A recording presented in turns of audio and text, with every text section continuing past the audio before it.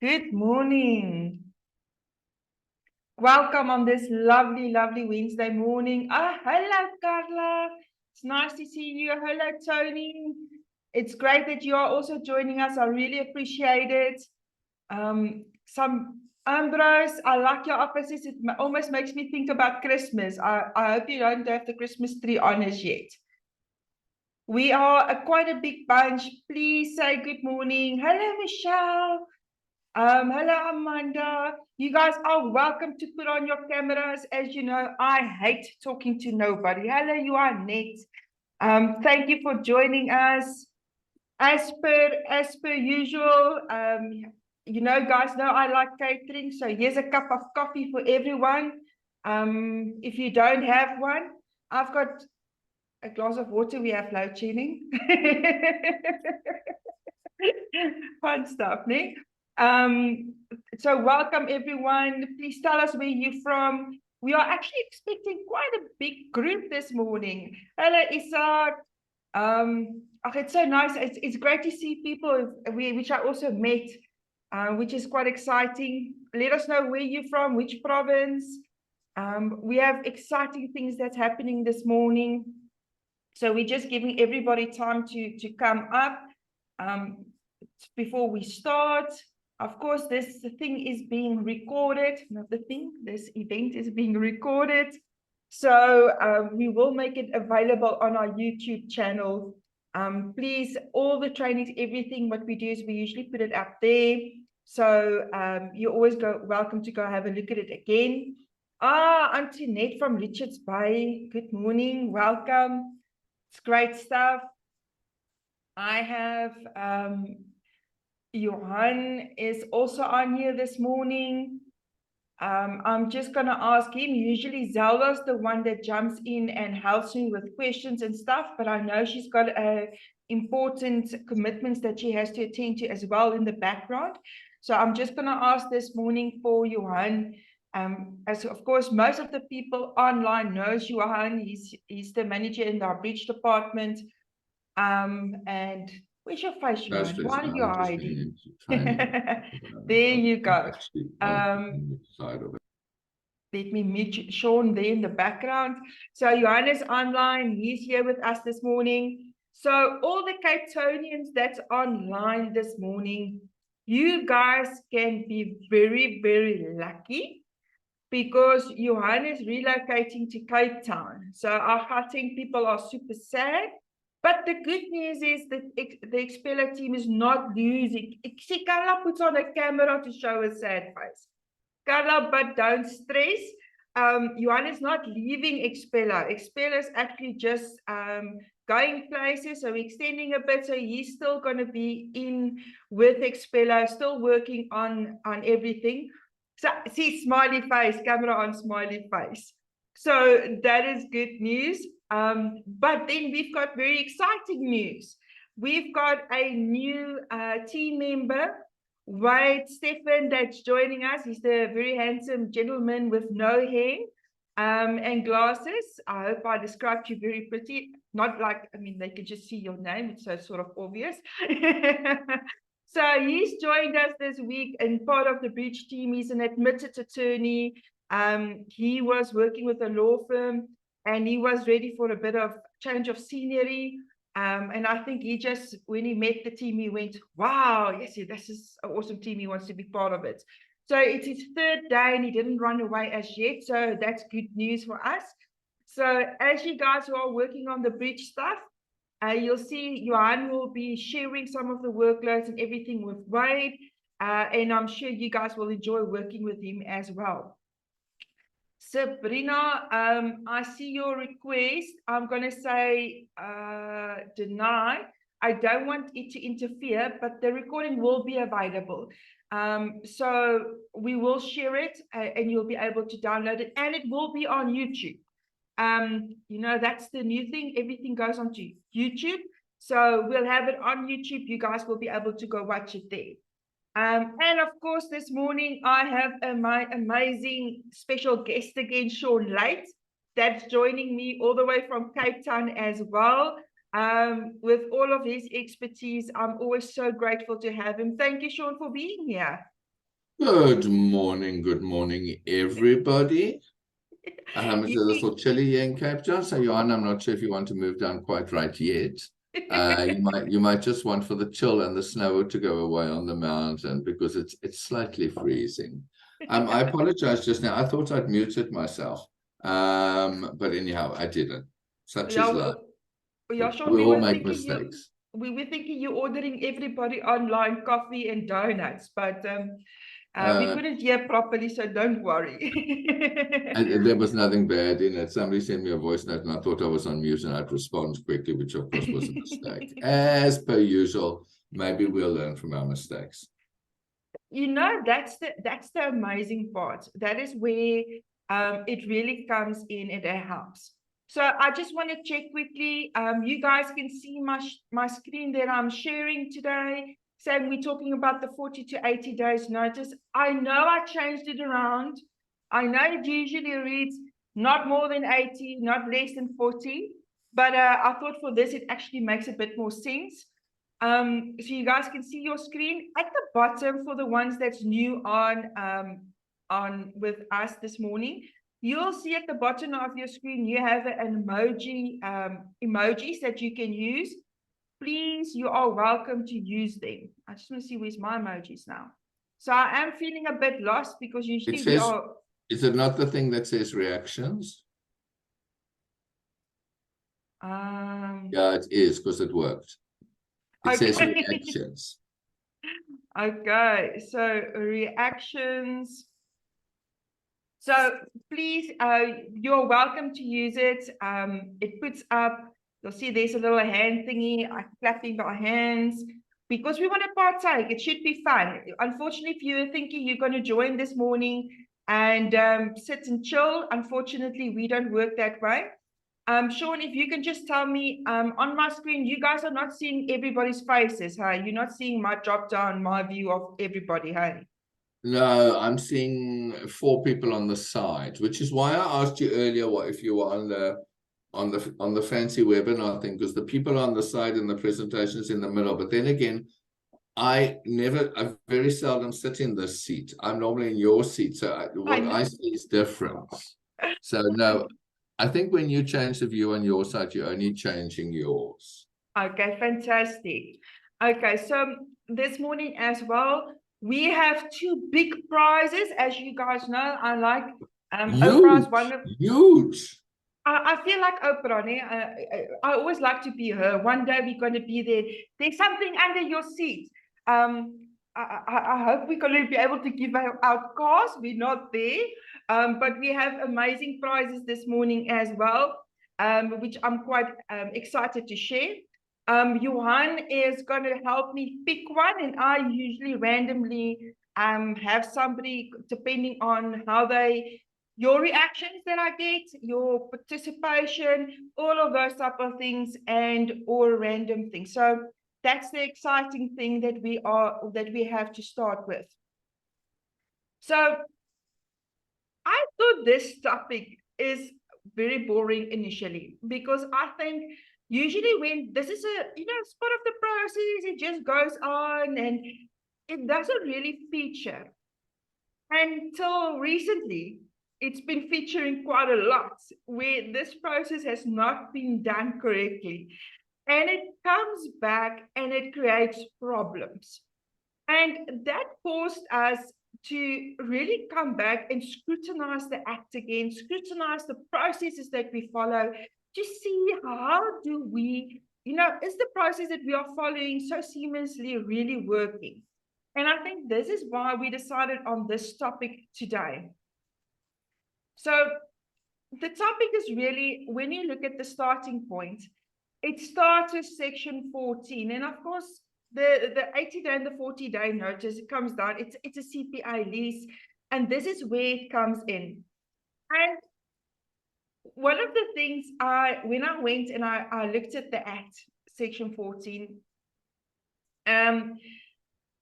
one of the things that sort of stood out, especially in the first part, because one of the things that really often we hear is about the penalties. It says here in section 14, if a consumer agreement is for a fixed term, And the consumer may cancel that agreement on the expiry of its fixed term without penalty or charge, but subject to subsection 3A. So this is the one thing that I want to start with, and I want you guys to keep it in the back of your head. So upon expiry of the fixed term, so it means the fixed term is to an end, it's finished, klar. The tenant may cancel the agreement without penalty or charge. And it says as a but, and let's quickly go look at what does subsection 3A say. Upon cancellation of a consumer agreement as contemplated in subsection 1B and A, a consumer remains liable to the supplier for any amounts owed to the supplier in terms of the agreement up to the date of cancellation. So this is what the Act starts with. I mean, section 2B1AA is before even the 80 and the 40 days. And it sort of says that the tenant is not going to be liable for any penalties or charges up until the fixed term. And it's only liable for any amounts up until the cancellation of the agreement. Now, most probably you're saying, okay, Elise, that's very nice. That doesn't say much. So that's a building block. So please keep that in the back of your mind. I'm going to tell you why this is important. So the part that we all know almost by heart is this part that says, and I was sort of feeling there should be something before off, but I went and I double checked the Act and I made sure that this is how the Act is written. No, it is. I always want to change it, but I don't think I'm qualified to do that. But it is how it's written. I don't know what went wrong that day. I don't know who missed the word, but yeah, so thank you, Sean. It's not just me that thought I was going crazy. So a consumer agreement is for a fixed term of not more than 80, not less than 40 business days before the expiry date of the fixed term of the consumer agreement. The supplier must notify the consumer in writing or any other recordable form of the impending expiry date, including a notice of the material changes and the options available to the consumer. So this is the thing we all know. It says the step is you have a certain time period and you have to tell the tenant what is going to happen. Now, those people online that doesn't know Sean Late has got a lot of years of experience. He does trainings. He helps principals, teams to help with their processes, train them, all of those type of things. That's the experience he comes from. And Sean, being in the industry, what is the normal processes that people usually follow? I'm not going to be able to give you a fantastically surprising or exciting answer. People know about the 40 to 80 business day notice, but unfortunately, there's still far too many people out there that do not rigorously apply it. And am I focusing on the negative now? I hope not, because that's not my intention. People know about the 40 to 80 business day notice. They may or may not have a 40 to 80 business day letter. But there's a few things that are hidden in the Act that I believe they don't actually follow to the requirements of the Act. Often people will call the tenants first to ask them what they want to do. And I don't know if you want me to go into why that is a backwards and forwards process, because it says very clearly in the Act that the landlord must notify the supplier must notify the consumer. And in our rental speak, it means the landlord must notify the consumer, which means that our very first step in this process is to take our instructions from the landlord. A lot of people circumvent the process And the example we're going to talk about later will be a good example of where you can come unstuck slightly with this. But they will call the tenant and they will say, listen here, do you want to renew? And the tenant say, no, we're going to leave. And they say, okie dokie. And then they understandably decide, why should I be doing this when the tenant's already decided to leave? But if anything goes awry after that, you have no defense whatsoever, because you have not fulfilled the requirements of the Act, which says very clearly that the supplier must notify the consumer, the landlord must notify the tenant. And I just want to add one other thing in there. The landlord or the landlord's duly mandated agent. One of the things, and I know you and I have bugbears about mandates, the over-the-counter mandates, the buy off the internet mandates, those ones that a lot of people use because they think you just take a mandate and you use it. Those mandates actually do not even cover this process. Those mandates don't even talk about whether you're mandated to deal with a renewal. So I think half the time we're actually dealing outside the scope of our mandated authorities when we're dealing with a renewal, because we're even sending out the 40 to 80 business days notice. There's very, very few agencies that use a mandate that actually includes the authority to do a renewal, because that's, I don't know, the wishy-washy stuff that's written in most common mandates isn't there. Now, Sean, before we go into too much on the mandates, and guys, please, if you go, Sean has got a very in detail training about mandates, and I'm quite passionate about that as well. Please, there's a link we're going to drop in the chat. Go to his cards. He's giving special fees for you guys today.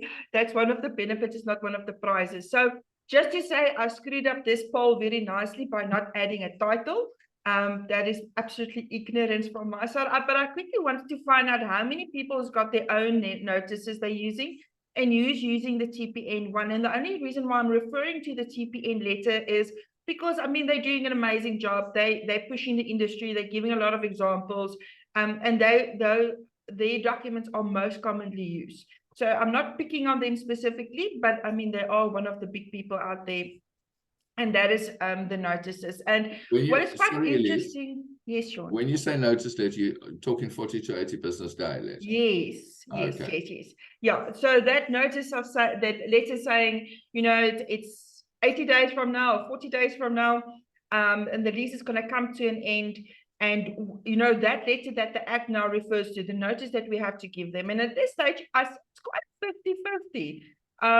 Which is quite amazing. I'm going to let it run for a little bit while I want to show you guys something. So I had a look at one of the standard letters that one sends out, and I was thinking one thing that I've learned from Expello's side. Remember, I'm coming from an attorney's background, where we draft a lot of things, various things. And then we had in Expello, we had an opportunity to work with a lot of agents and a lot of tenants. People, the abuse we get from tenants, but we take it that you guys don't have to take it. But what I've noticed in one of the letters is that tenants don't always like to read. We don't have to make things overcomplicated. Secondly, I think we all have to remember the Act is applicable. Whether you write it in or not, it doesn't matter. Hi, Sean, you agree with that? So I totally agree with that, yes. So you can't write in something that's opposite to the Act either, which a lot of people think do. Yeah, it would be ideal to say, listen, I don't care what the Act says, I'm doing it my way. Unfortunately, it doesn't work that way. But so sometimes what happens is, what I've seen in the chat, please, your experiences, is sometimes if you send a letter that's too long, people don't read it. Even with in the breach process. That's why we try to keep our letters as short and sweet as possible. To the point. We're in an era that people want fast food.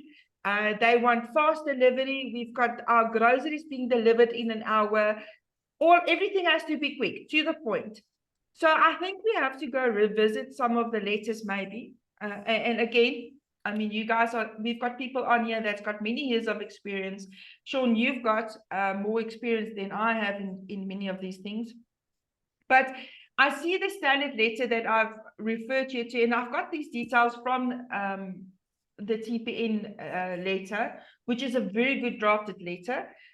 So it's got a lot of detail in there, because also the basis is it's educating. It's educating the people sending the letter to tell you why you're sending the letter.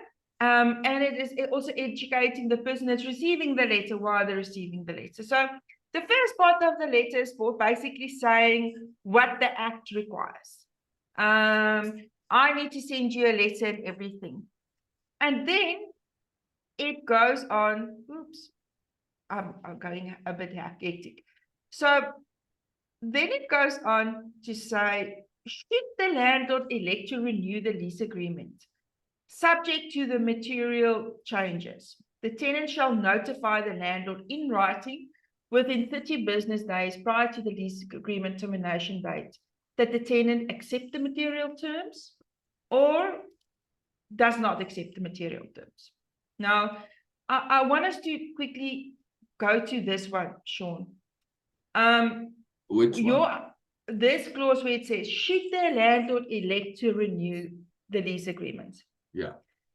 Now, when I read this, it sort of said to me, the landlord hasn't decided whether they want to renew it or not. So if I understand this correctly, it means that there's going to be a second letter to tell us whether the landlord is still going to want to renew or not. Or am I getting this wrong? Am I overthinking this? Elite. No, I normally do the overthinking, not you. This letter, now you showed it to me earlier before we went live. But there's a few things. If people are just using this letter the way it is, okay, without editing it, there's some major problems. Because I've also just noticed that at point number 3, it says, this notice serves to inform the tenant of the impending lease agreement termination date, and 3.1, whether the landlord wishes to renew or terminate. Now, if we send this letter as is, which a lot of people may or may not do, especially if they haven't been trained in the specific, detailed area, then this letter actually says nothing unless it's been edited. You put real life data in there, and that would be worry number 1 of mine.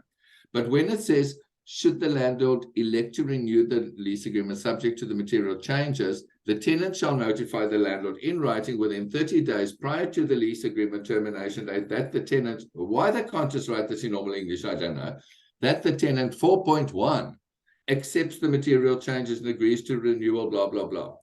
There's another thing that's worrying me here, because they're saying they're sending out the offer by email, and this offer is coming back. The tenant within 30 days must come back now by email and let me know whether this is okay. So I don't actually really have an addendum. It doesn't talk about an addendum here. It talks about an email communication.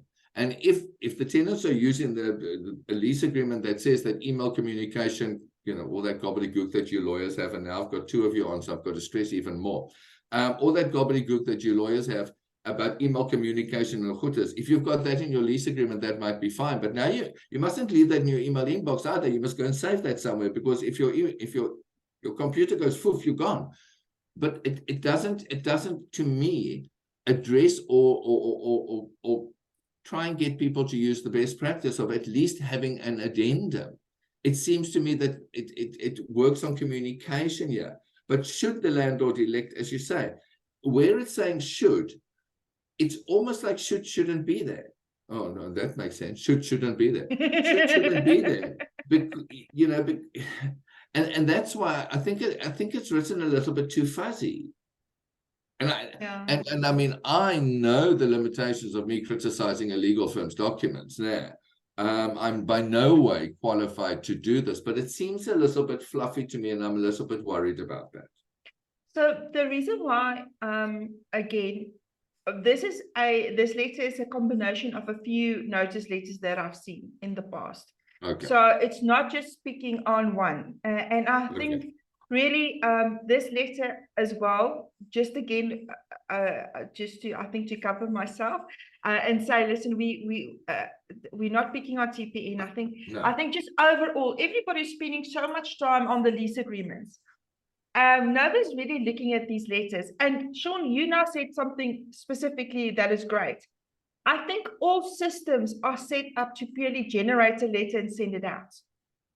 So I don't know if people actually go and edit the letter to stipulate, listen, the landlord wants to end, or the landlord wants to renew.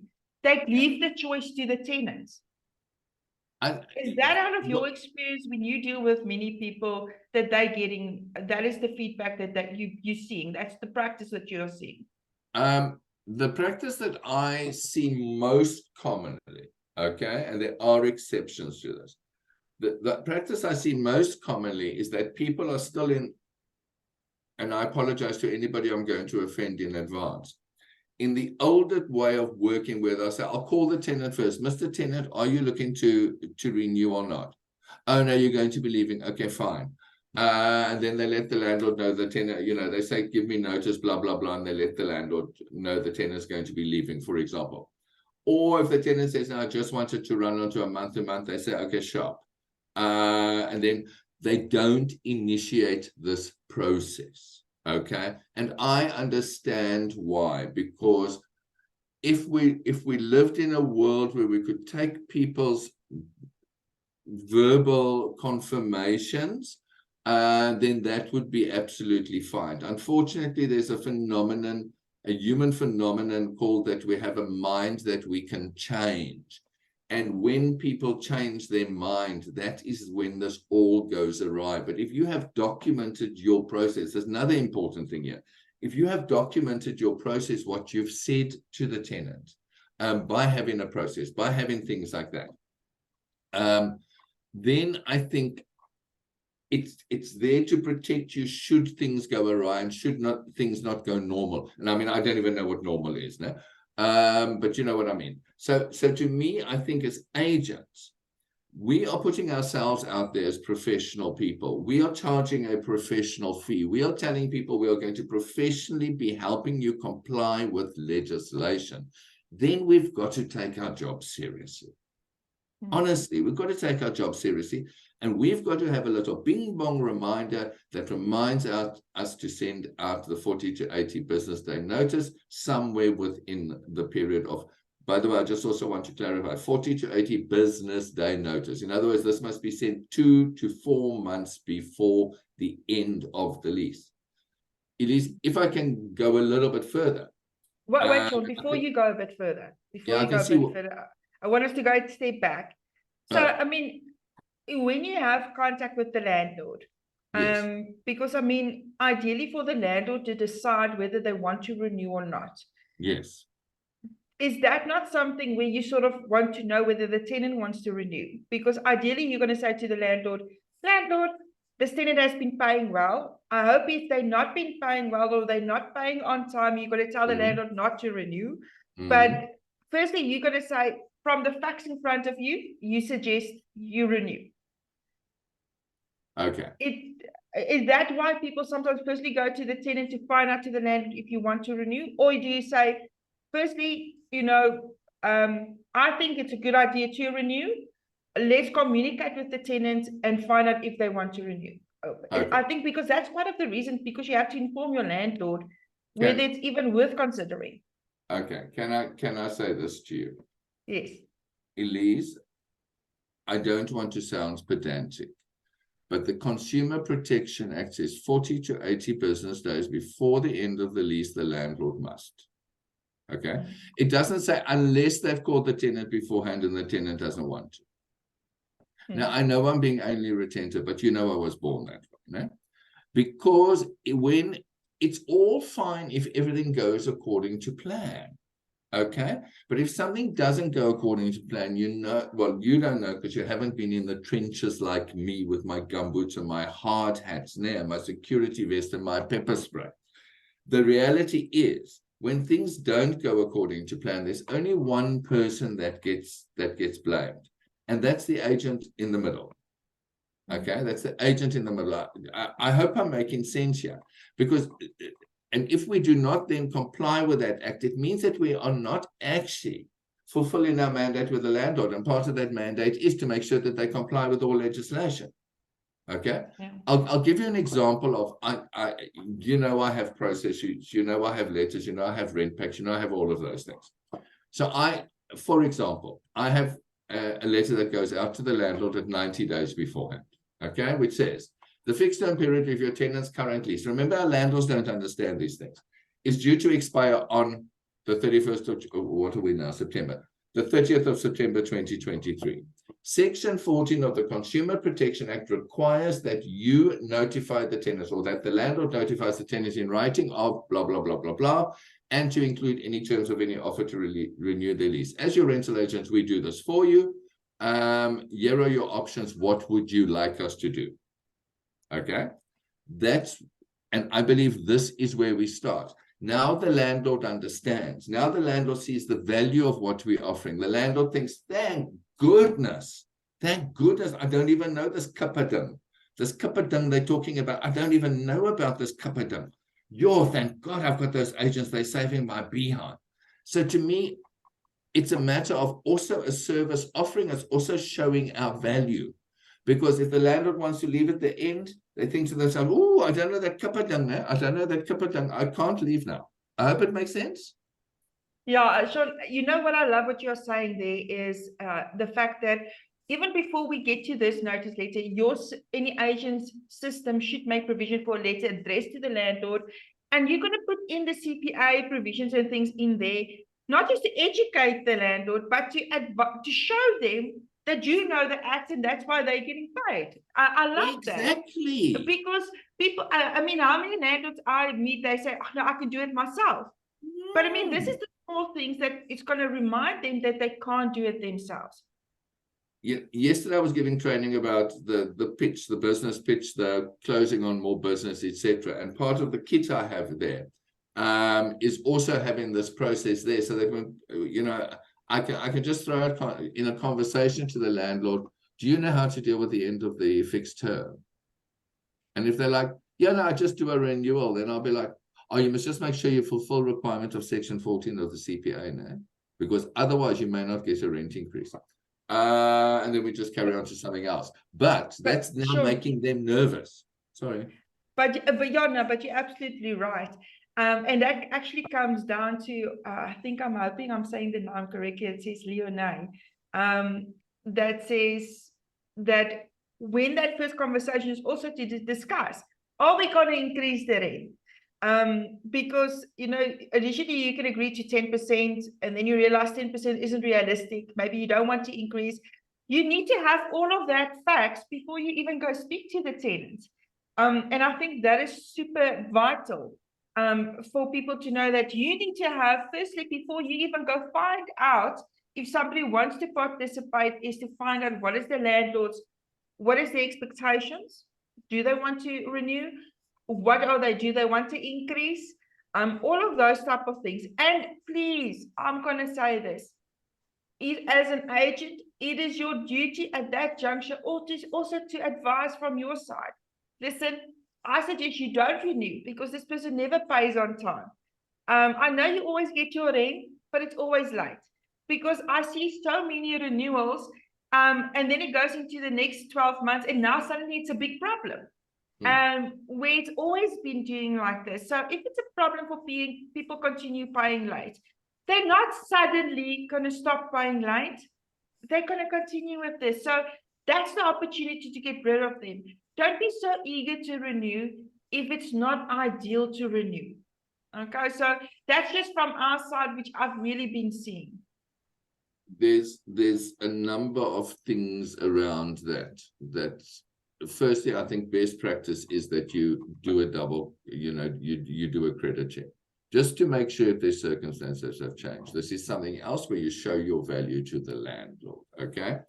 And you may want to just have a verbal conversation saying, Mr. and Mrs. Landlord, are you open to a renewal or not? We're at that time when we have to go through this, are you open to a renewal or not? And if they say yes, then fine, we go ahead. either way, I have to send a 40 to 80 business day notice because the law says I have to. It doesn't say not if the landlord wants this, not if the landlord wants that. It doesn't say any of those things. I have to do it. So let's just accept that is the job I've signed up to do. It's the contract I've signed with my landlord. Yeah. But the 40 to 80 business day notice might quite simply say, the landlord has decided not to renew the lease due to personal circumstances. Your lease will be ending on. It could be as short as that. Now, if people want to know what should be, sorry, Elise, you must just shut me up when I need to be shut up now. If people want to know what should be in the consumer, what should be in your 40 to 80 business days letters, it's quite simple. This is the nice thing about rentals. The law tells us what has to be in your letters. It says that. Before the expiry date, the supplier must notify the consumer in writing or any other recorded form of the impending expiry date. So the first thing we've got to say is your lease expires on. Okay, there's point number one. Then any material changes that would apply is if it is to be renewed. The landlord is willing to offer you a 12-month renewal at a rent of blah, blah, blah. Or it says, and the options available to the consumers in blah, blah, blah. Section D, which talks about unless they terminate the agreement before the expiry date or unless they agree to a thingy. Otherwise, it will continue on a month-to-month basis at the conclusion of this particular lease agreement. So it's all written there. It's all written there. Yes, but I believe, and I once again, at the risk of offending somebody, it's just for your in. Sorry.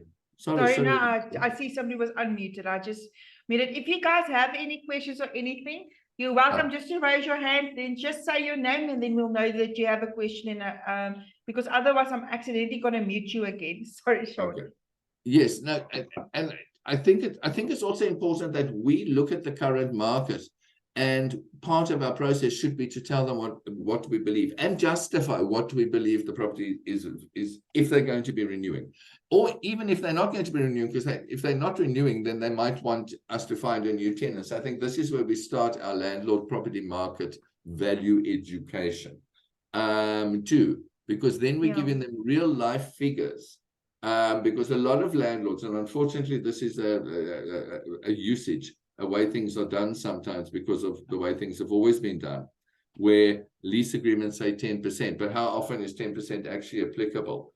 So lease agreements say 10%, but the 10% isn't enforceable in any case unless you've actually put it in your 40 to 80 business day letter to say, if it's going to continue on a month-to-month basis, there will be this increase. If we don't put it in the 40 to 80 business day letter, you can't do that increase either. This 40 to 80 business day letter is so important about what is going to happen, even if it goes on to a month-to-month.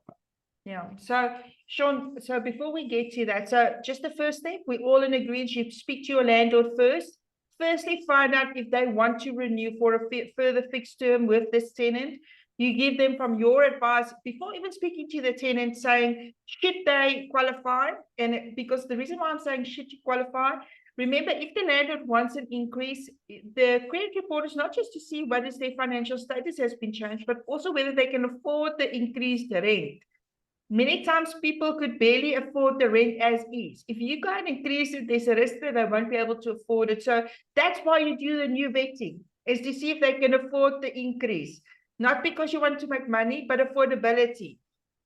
If you do the vetting and you see, listen, the increased rental, they won't qualify, the landlord has a choice. They say, yes, I like the tenant. I would rather stay with this tenant instead of increasing it with 500 rand. It's a choice. So step one, find out from your landlord, find out what's the terms. Step two, then you send your notice letter to your tenant and you're going to stipulate the landlord wants to renew. The landlord wants to increase. Remember, he can say, I want to increase at this stage by 10%. I mean, that's where it gives them the opportunity to come back and say X, Y, and Z. Now, this is now where the interesting part comes down. So if you look at the standard letter, it says here, should the landlord decide that the tenant has to advise? So sorry. So let's assume our letter now said the landlord wants to accept. And it says then the tenant should come back and it should advise whether they want to accept or not. And the nice thing about what I like about this is it sort of tells them within 30 business days, they should advise only if the tenant wants to, does not want to renew. But now what's interesting, Sean, if I read this quickly as well, it doesn't say if the tenant wants to renew, but it doesn't agree with the terms. It doesn't say in the event the tenant does not direct the landlord to terminate the lease agreement. So only if the tenant does not come back or does not respond to this notice within 30 days of receipt. So it says basically if you do not respond within 30 days or specifically agree to a renewal, it sort of gives us three different options here. It's not clear. In the event it doesn't direct the landlord. So what happens in most instances, it feels to me many tenants just don't say anything. Yes. You struggle to get a response. I've seen this quite often, that people struggle to get a tenant to respond up until the last moment. And I'm talking about like 2 weeks before the termination date. Then suddenly the tenant comes back and said, yes, I want to stay, or no, I want to move out. What is your experience? That is absolutely my experience, is that you need to set a follow-up day in your process where you will follow up and gather your thoughts and figure out what has happened up till then. I work very clearly on the principle that this 40 to 80 business days, I start on day number 90. In other words, 3 months, the beginning of the 3rd month prior to the end of the lease. And with my team, it was always a matter of, it has to be concluded by the end of that month. And I know people are going to say, but tenants don't come back to me, blah, blah, blah. Ladies and gentlemen, that is what I have to manage as a rental professional, and I have to develop the skills to manage that. Mine were concluded within 30 days of starting. There was no excuses in my head. There were no explanations in my head. That's the way it works. Because next month you've got more of these popping up, and if you don't take care of these, they're going to go. But we can go to a default. We can go to a default position, and that's what I did. So we'd send out the letter to the tenant, we'd give them their options, we'd ask them for a response within 7 days, and not all this 30-day nonsense. People forget things. If they're not going to respond in 7 days, they're not going to respond in 30 days. We do the 30, we get them a response within 7 days. I follow up on day number 8. I follow up next week, okay? I look who has responded and who hasn't. Or I've dealt with it, and I've sent out my addendum or whatever it is, my new lease agreement, whatever it is. Those that haven't, I write them another letter and say, if I don't get any answer, your lease is closed, your lease is ending. Okay? So unless I don't get another answer and we don't conclude something, your lease will be over.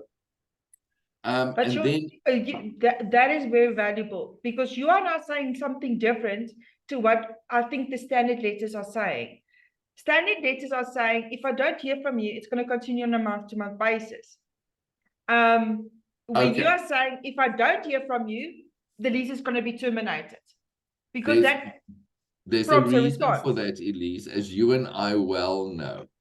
This changed last month. I was on my way to Damascus. I'm not on a donkey, but I had my Damascus moment. Here in Fishhoek, I had a Damascus moment.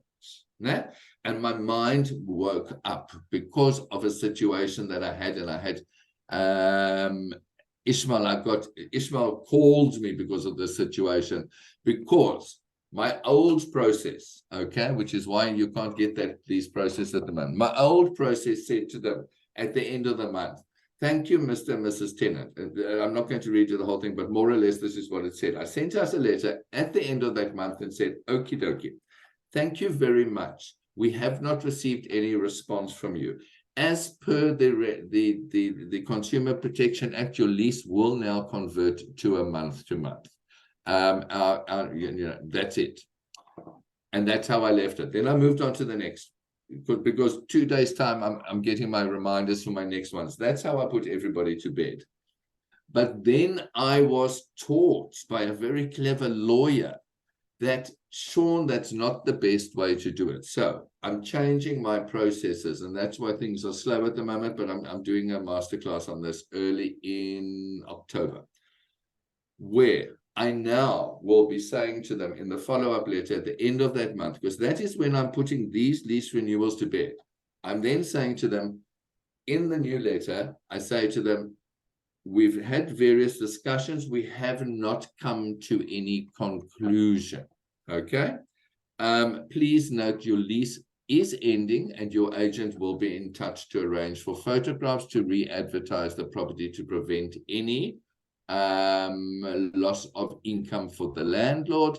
And as per your lease, blah, blah, blah, you need to give the following access. And that's where I'll put it to bed. And it's actually had a major positive advantage because nobody wants to be without the roof above their head. So I'm believing, and I haven't implemented this yet, but I'm believing that that process is probably going to get more things signed up and signed on the dotted line. I actually used to do my final letter, by the way, on the 21st of the month. So 3 weeks after I start this process. And the reason for that was that I could then deal with the scurril of whatever, you know, the busyness of everything happening before I got to month end, because month end I had other processes that I had to do. So, Sean, just to come back, and I just overall, I see everybody is saying, well, 40% of people do promptly come back and say, yes, they want to renew. But the majority of the people, actually, you have to beg to get a response, or you don't get any response. And I think that is where it's quite valuable, where I think people have to start revisiting the way we deal with the letters. Because if you say to them that, if I don't hear from you, it continues on a month-to-month basis, you don't create any urgency. So that's why tenants are leaving everything till the last minute, because they know that this is going to continue. Technically, if they continue on that basis, it's going to be on the same rental, remember, because the lease is not rental is not increasing because the agreement is ending. You need the new agreement to have the increased rental, and the parties hasn't agreed to the increased rental. That's the first thing, actually, Sean. Elise, can we pause on that point for a moment? Because it's actually a critical point that a lot of people are making themselves vulnerable about. The Consumer Protection Act says very, very clearly, and I don't know where's the other lawyer gone, because I get nervous talking in front of so many lawyers. He's not on my page anymore. The Consumer Protection Act says very, very clearly that we included in our in our 40 to 80 business day letter, we have to notify the tenant of any impending changes to the terms and conditions of the lease. So, ladies and gentlemen, if let's say last year we signed a lease for 12 months, and that lease said 10% annual increase, okay? You may think that that 10% annual increase can be simply implemented by, even if you don't do a 40 to 80 business day letter. It can't. It can't. Because the Consumer Protection Act says we have to send a notice 40 to 80 business days beforehand, tell them what's going to be happening, and this is now a normal talk, tell them what's going to be happening, including any material changes that will be applicable. Including any material change, and an increase in the rent is applicable. If you don't do that, and you implement your 10%, your 5%, your whatever percent is written on your previous agreement, and the tenant says to you, I'm sorry, I'm very clever, I've got a sister's, uncle's, auntie's friend is a lawyer, né? They went to 5 classes at the beginning of the law, and they just happened to go to the property law classes, and you can't do this, and they take you to the tribunal, or they take you somewhere. Your landlord is going to be forced probably to revert that rent, okay? To revert that rent. In other words, your landlord's got a loss of what they were expecting to get because you didn't implement the processes. And what's the result of that? Your landlord may then say, hey, Sean, you told me you were a rental agent. I'm losing 500 Rand a month now because of you. I'm suing you for the 6,000. And they will probably win. Very, very important, that point. So I got to get very technical today. And I think this is the part where we really got a big eye-opening is the fact that it brings me back to the initial thing that we are referred to say that the lease agreement stays within the fixed term under the CPA up until the last day of that contract. Okay. So if the lease termination date is the 30th of September, and the tenant didn't come back and say, listen, I want to renew. He didn't say anything. Then that agreement terminates on that date and they can purely vacate. They're not going to be liable for anything else because it's the end of the agreement. He was entitled to vacate. This is my Damascus moment. This was my Damascus moment. It doesn't automatically go on a month to month. So it's not on a month to month as yet on the 30th of September. So what we've seen, we had an incident like this where the tenant the notice was sent out, nobody followed up, no conversation or anything. And then because of the non-responsiveness and the landlord then decided this, I don't want to renew, we ran out of time.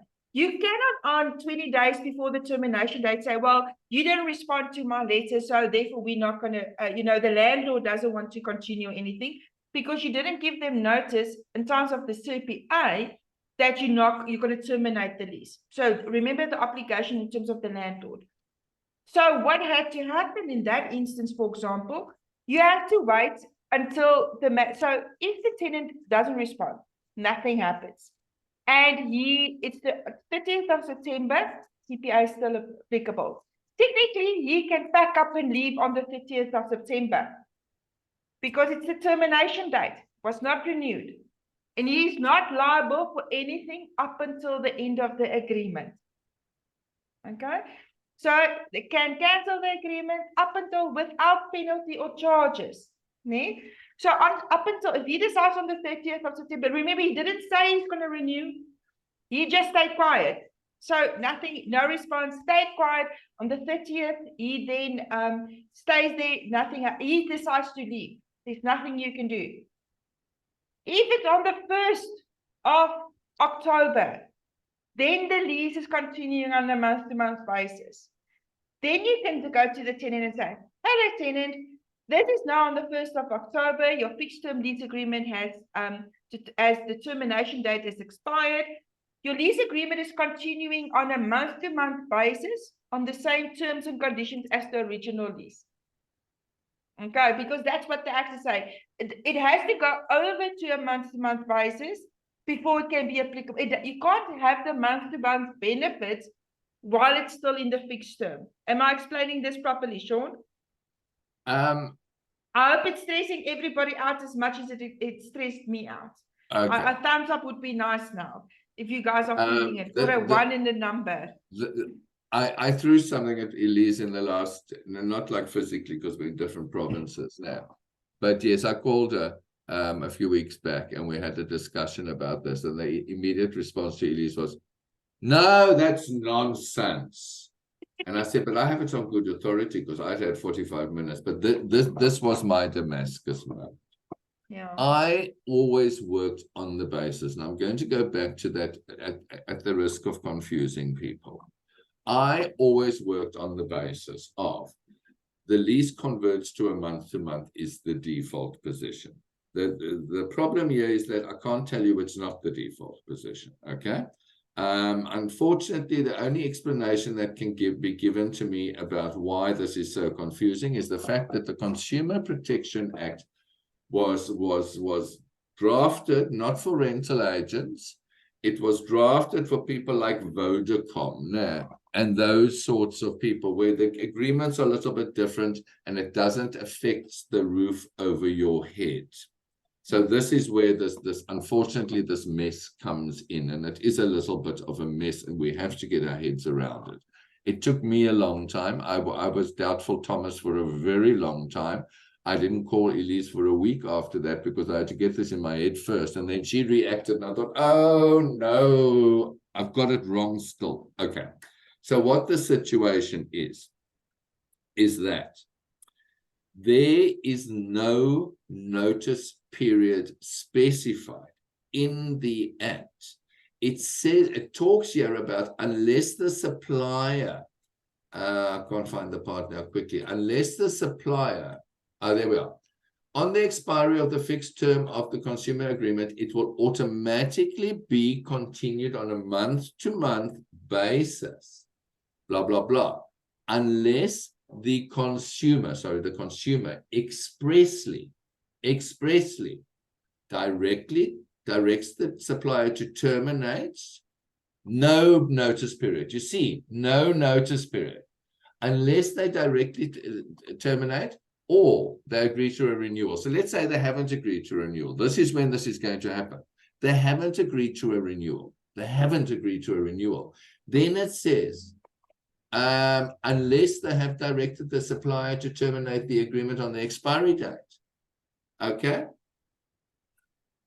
So let's say we have a fixed term lease agreement that is expiring on the 30th of this month, 30 days of September, 30th of this month.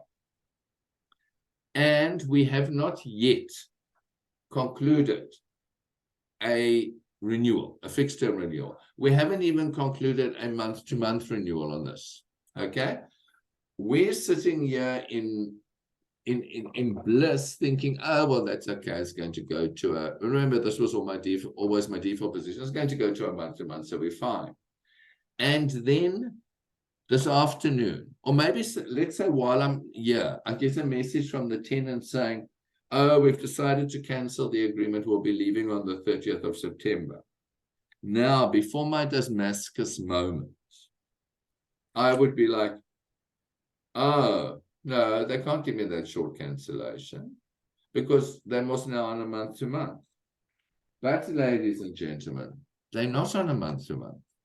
And Lisa, I'm going to get a little bit particular here because I want to bounce this from a few angles now. No, they're not on a month-to-month. Their lease is going to convert to a month-to-month, and this is where things get tricky. I almost said I thought I knew it all. That would have been very presumptuous. I thought I was clever. Turns out I'm not.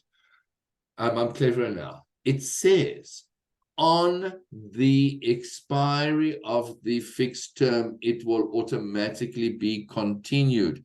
In other words, at 1 second past midnight on the 31st of September, it continues. The 30th, don't add an extra date. 30th, yeah, 30th. We'll be waiting forever for that one. Eh? At 1 second past midnight, it converts. But until that point, it is not converted. It is it is a fixed term lease with an end date. I used to teach people, leases don't die, you've got to kill them. No, now I have to change that. Leases frack. Leases frack. You have to revive them. Yeah? So you revive them by either staying in the property and after midnight. This can be a real situation that they've made provision for. It's a ridiculous situation, but leases get revived at midnight between months. It gets revived. Yeah, it comes to life. And if you want to stay, then everybody wants to stay there, you know, in a month-to-month agreement. That's what this stupid piece of legislation says, and I'm allowed to say stupid. That's what it says. However, if the tenant gets a call from somebody on the 30th of September at 9 o'clock in the morning, and somebody calls and says, oh, I'm just getting transferred and I have to leave immediately. You know that house that I'm living in that you like, it's just around the corner and it's half the price. Would you like it? And they say, yes. And they say, cool, you can move in tomorrow. No? Then what happens? The tenant sends the agent a message and says, oh, listen, yeah, really sorry for the last minute notice. We're leaving today. Ladies and gentlemen, you have no recourse. They are leaving. They are leaving. Now, Sean, just to act there and just to say quickly, so this is where, and Sean is absolutely right. So when we initially had this conversation, I had my hands in the air. I wanted to go drink 2 glasses of wine. She was shouting at me too. She was telling me I didn't understand anything. I thought I didn't because she's not a lawyer, so I thought I didn't. I thought I got it all car again. and actually sitting close to me saying, what's the crisis? And I said to them, it's because I think we never had this problem. No. It never featured. And guys, most of these things might never feature, but one of the things that really scared me about this, and I thought I need to share this with the agents. And I mean, when Ishmael said he will be available at a later stage, and I think that's where it's going to be important to, when Sean has his seminar next month, to log in, because I'm quite sure Ishmael might feature there as well, is that we realized, remember, if a tenant, say for example, the lease terminates in September, and the tenant comes and says, I'm cancelling the lease agreement. Cancelling is different to termination. Cancelling, that's where the 20 business days come in. That's where you get the cancellation penalty and everything. But this is not what we're talking about. It says here, directs the supplier to terminate the agreement on the expiry date. So if the tenant purely comes and says, listen, the lease agreement must be terminated, he doesn't have, there's nothing in the act says that, listen, tenant, you have to tell the landlord at least a month before that you want to terminate the agreement. This is not what is stipulated. The obligation is on the landlord to give enough notice to the tenant. And I almost want to say, this is where the obligation comes on the agent. Guys, pressurize to get a response. If you need to phone, SMS, or WhatsApp to tenant to say, do you want to renew or not?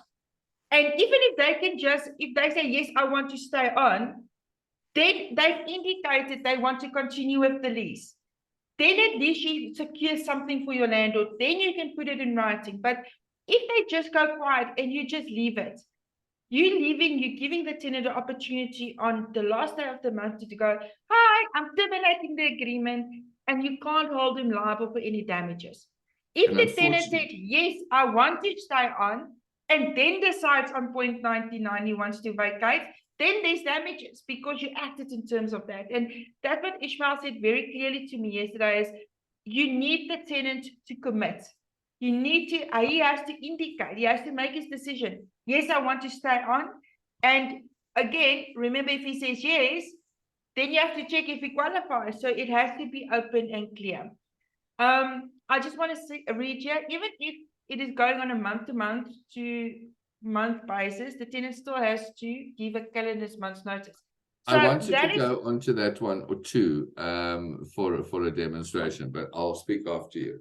So that's the thing, is that only comes into place as from the 1st of October.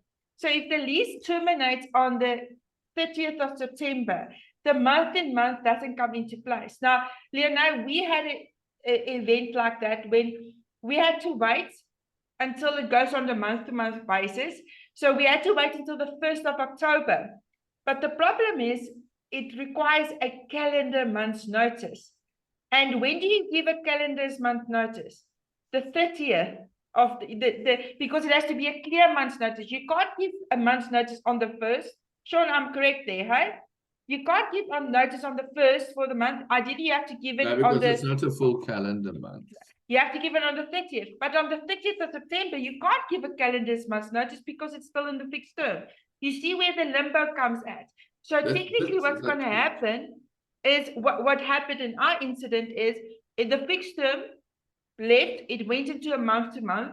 So it would have been in the 1st of October, we then waited and said, okay, we're giving you a month notice to say you have to vacate the end of November, because you give them a clear calendar month's notice.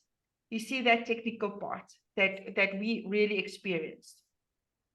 And this is the problem. It is so technical, I did not want to believe it. Ishmael actually called me about this one. Ishmael Mohammed, the expert rental attorney. I sort of threw some counter arguments in, very respectfully, of course, but I did hear the tone of his voice change to a tone I haven't had before, which sort of gave me the message via the telephone lines that Sean, who is the lawyer here, me or you, but he's so decent, he never said it. But Leonie, I'm loving your question. I'm loving your question.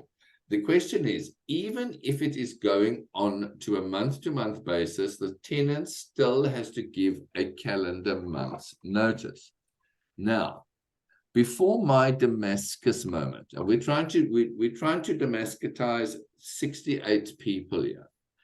Before my Damascus moment, that was my exact reaction. And how this whole Damascus moment of mine came about was the fact that a colleague of mine contacted me and said, Sean, we had a tenant. They asked for an extension to the lease. We were going to be just doing a renewal. Because of that, we didn't send out the 40 to 80 business day notice.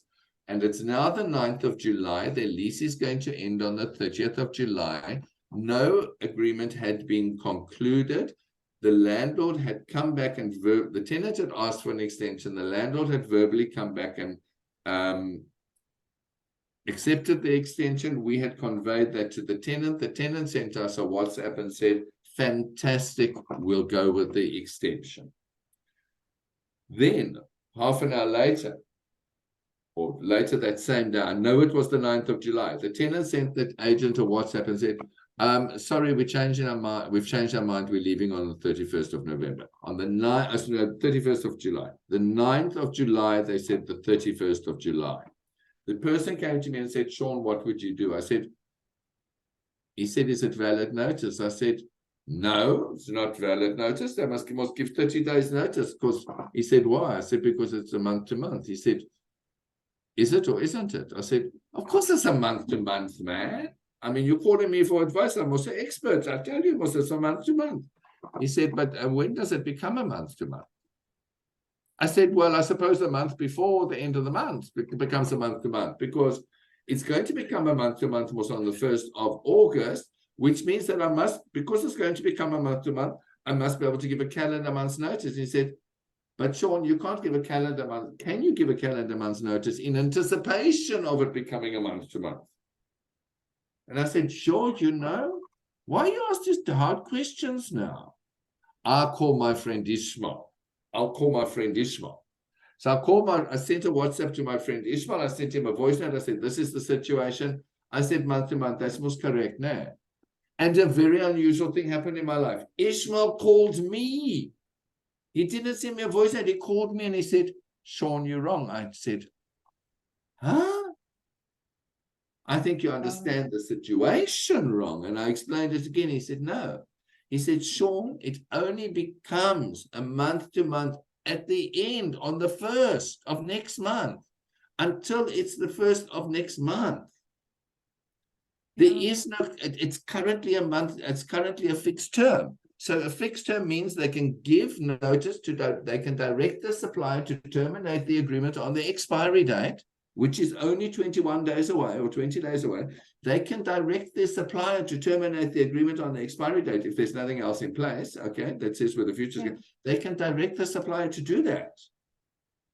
Yeah. Or they can give early notice, but this isn't early notice because it wasn't 20 business days. So we couldn't take it at early notice.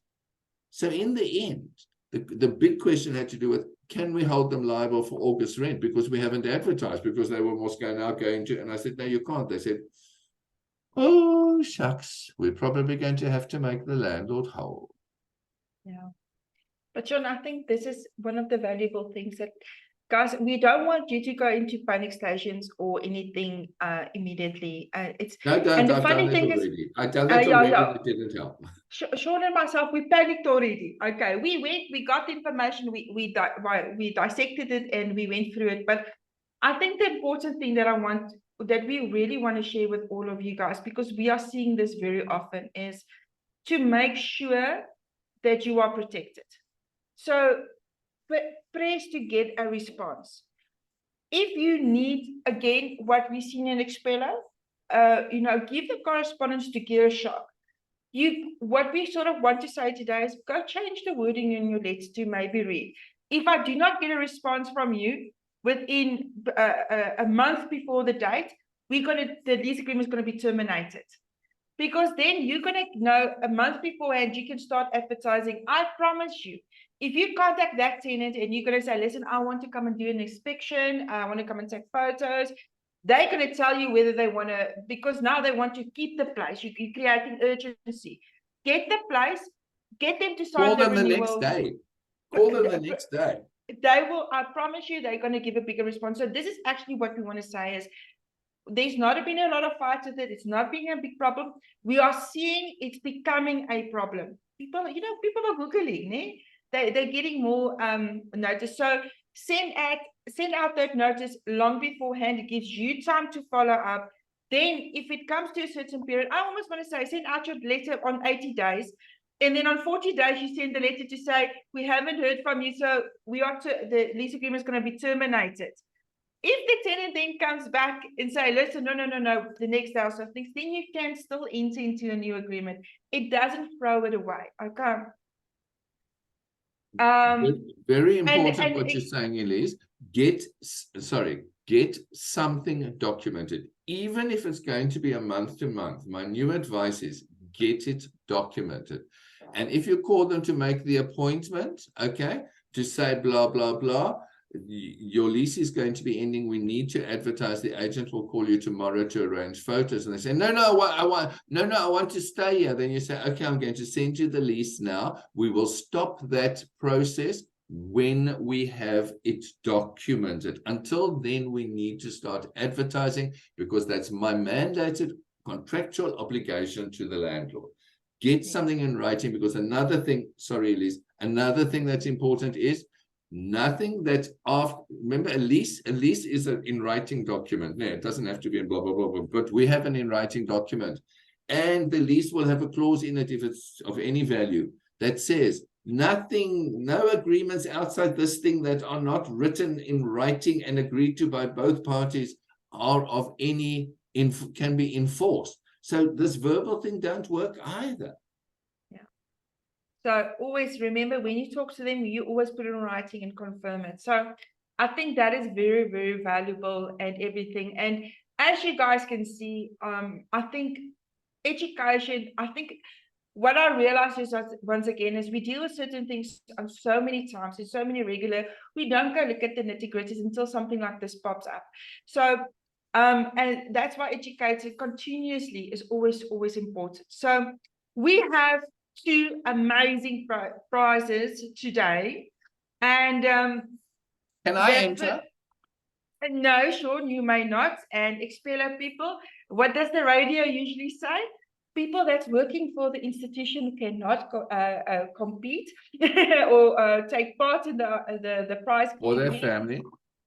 Or their families. So Sean has got a whole lot of trainings that he is giving. And oops, I'm going to drop that.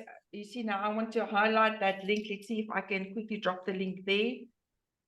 No, Sean, can you just, guys, I will share the link. I'm going to drop a link quickly. Thank you. So if you guys go to, and ladies, so sorry, if you go to Sean's website, you follow that link, you'll see he's giving a lot of different 2-hour half-day trainings, masterclasses and he always gives examples, everything in detail, and does the discussions, and it always gets updated. There's a whole lot of them, but these 2 really stood out for me, and that's the 2 courses I'm actually gonna give to 2 lucky winners. Yeah. So the first one, Johan, you are gonna have the opportunity to tell us the first name that's gonna be our first winner today. Hopefully Johan is there. I can't see his face. Johan, unmute. Are you there? I am here. Okay. I'm Who's here. our first lucky winner? Leonie Lawrence. Yay! Wait. Where's my reaction button? We have to at least give her a. Let me react too. Yeah, let's all give her a reaction. We go, yay! Leonie. You must do sound effects. Whoop, whoop. Baie dankie hoor, ek waardeer dit verskriklik baie. That's right. Okay, Leonie. We've got your email address, so we'll be in contact to give you your prize. So you will be able to see one of these trainings. And then the second person that we are gonna ask and connect with to give a prize is gonna be Tony Ketcher. He's going to be our second winner today. Congratulations. Let's give him a hand clap again, people. I'm Whoop, making you whoop. work for it. Yeah, I like it. Whoop, whoop, yeah. Yeah, because there's no whoop whoops in this. There's no whoop whoop. Mariana van der Westhuizen, you raised your hand. Do you have a question? Sorry, I accidentally raised the hand. Ah, Sorry. okay. But you mean you're in their house? We take Yes. note of it. No problem. She wanted to enter for a prize, but Elise, I've got good news for her. I've got Yes. good news for. Do you mind if I share my screen quick? Yeah, let me stop sharing my screen. It's going to help me a lot. Let me just allow you to share, Sean. Yeah, I know. I noticed I couldn't. Yeah, you see now, I was bad in that. Okay, you can share your screen. Okie dokie. So, for people like Mariana that put their hands up, I pre-prepared. Okay, it's been in the oven for 6 months. I pre-prepared a competition that you guys can enter to win one of 3 50% off gift vouchers. If you go to that link that's my website. If you go to that link, you'll see we have quite a bit of training. I haven't put the October stuff yet because I didn't want to confuse people, but we've got quite a bit of training this month. And for some other reason, I thought this was tomorrow, but Elisa has helped me with the calendar sorting out thing. Early in October, we're going to be looking at specifically my revised checklist with those letters and documents and process flow and everything on the end of the end of the fixed term. So we'll be doing that, but there we are. I'm going to drop this link. I'm dropping so many things. Thank God they don't break now. Elise, how do I get the? Oh, there I get to the chat. You're very good at this now. There's the link for you to enter this competition. We will be drawing the winner, Elise and I, live on the Facebook stage with the Wheel of Fortune on Monday. But you'll find that out in my responses as you go through that. So please enter and you'll get 50% off. You can use that on anything. Okie dokie, sorry. Thank you, Elise. Sean. That is I hope a I big didn't prize. talk too much, but I knew I had to stand in for Ishmael too. Well, if anybody knows, they know it's quite hard work. But I mean, it's just because you have so much knowledge that you always share with everybody. So thank you very, very much for that. I want to say we really appreciate that you for your time today and all your knowledge that you are sharing with us. Just to say to the people that's online, here is a QR code. If you're not a active client of Expellos yet, please scan the QR code, send us your details, or respond to one of the emails that we're going to send out thanking you guys attending. Expello, we really look after the rental agents. We see the problems that's pitching up. Our clients, we take the burden of the agents. We manage the breaches. We have seen quite an increase of breaches these days, overall nationwide. Remember, Expello is nationwide. However, I'm very proud to say that we are still at a 98% success rate of managing the breaches to such an extent that an eviction is not necessary. Remember, we get involved before cancellation. We do our magic, and then it's not necessary for an eviction. So that is still a value we give all our clients. So please, if you want to have a discussion, if you guys are not using us on here, I know, for example, Cornerstone Management that's on here, Aldo that's on here, Rent a Property. There's quite a couple. If I haven't mentioned you guys, please, it's not intentionally. Preferential, or a lot of you guys are using us and you are seeing the benefit of it. If you're not, speak to us that we can make your lives easier. We are going to share this recording. If there's any exciting topics or anything that you are not sure of that you want us to discuss, please let us know. We will then set it up for October. The people that's online, that is in KZN, I am going to be in KZN next week. So if you need me to speak to you or just connect, please reach out. Our training, well, fortunately for us, if you haven't booked, unfortunately, we are fully booked for the training session in KZN next week. We are very excited to say that. So KZN is growing a lot. We are giving all the trainings available, and we wish you guys all a blessed day. Keep safe, and see you guys next month. Thank you. And thank you, Elise. Thank you, We Sean. And will now, talk again soon. definitely. And this is now where you. Okey-dokes. Bye. Bye.